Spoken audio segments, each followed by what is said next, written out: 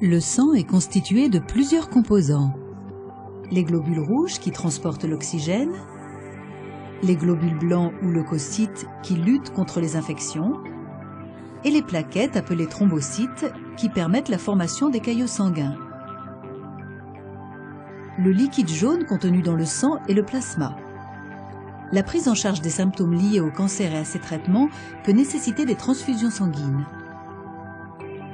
Une transfusion est l'administration de sang ou de composés sanguins à travers un tube souple appelé cathéter.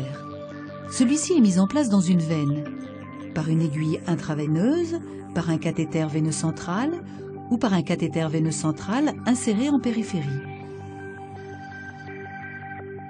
La transfusion peut concerner un ou plusieurs composés sanguins. Le produit sanguin peut venir d'un donneur ou avoir été prélevé préalablement chez le patient receveur. Avant de faire une transfusion, on pratique des analyses de sang pour connaître les besoins du patient. Si le patient présente une anémie et que les examens montrent un faible nombre de globules rouges, on choisira de transfuser des globules rouges. En effet, si le corps ne reçoit pas assez d'oxygène sanguin, il souffre de fatigue, de vertige et d'essoufflement. Les patients sous chimiothérapie voient fréquemment baisser leur taux de globules rouges.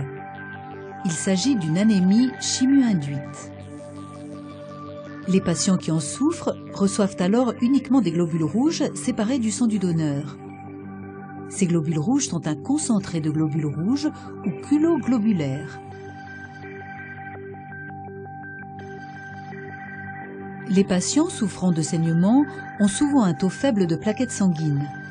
Cela se produit lorsque la moelle osseuse qui produit ces plaquettes est atteinte par la chimiothérapie ou la radiothérapie.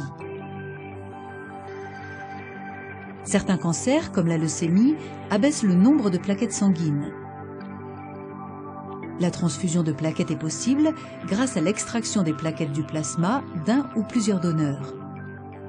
En effet, le plasma ne contenant qu'une faible quantité de plaquettes, plusieurs unités de plasma de donneurs sont nécessaires pour faire une seule unité de plaquettes.